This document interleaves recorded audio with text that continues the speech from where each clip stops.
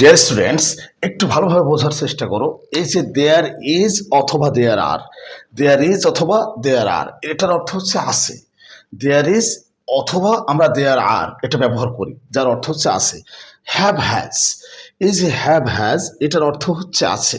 এখন তাহলে কোনটা কোথায় বসবে, এটা একটা গুরুত্বপূর্ণ আলোচনা এবং গুরুত্বপূর্ণ ভিডিও। এই ভিডিওটি তোমাদেরকে দেখতে হবে, তাহলে জীবনে আর কোনোদিন ভুল হবে না। দেখো, দেয়ার ইজ অথবা দেয়ার আর এটার অর্থ হচ্ছে আছে। দেয়ার ইজ অথবা দেয়ার আর, আবার হ্যাভ অথবা হ্যাজ এটার অর্থও আছে। তাহলে কোনটা কোথায় বসবে?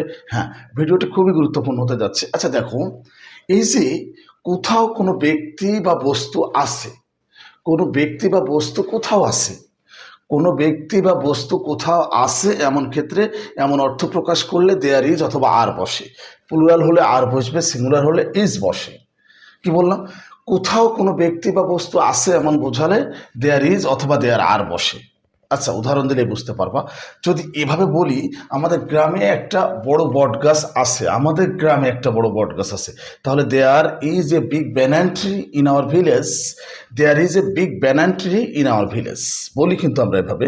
আচ্ছা, এবার যদি বলি আমাদের স্কুলে অনেক ছাত্রছাত্রী আছে, there are many students in our school.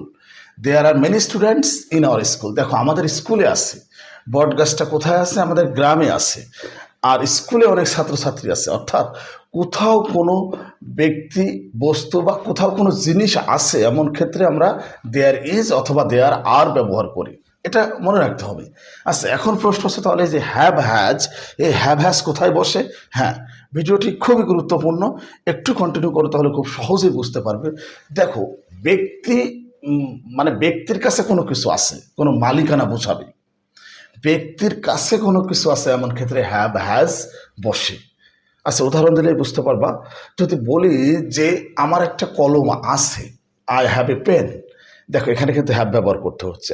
I have a pen, আমার একটা কলম আছে। দে হ্যাভ এ ডগ, তাদের একটা কুকুর আছে বলি কিন্তু আমরা।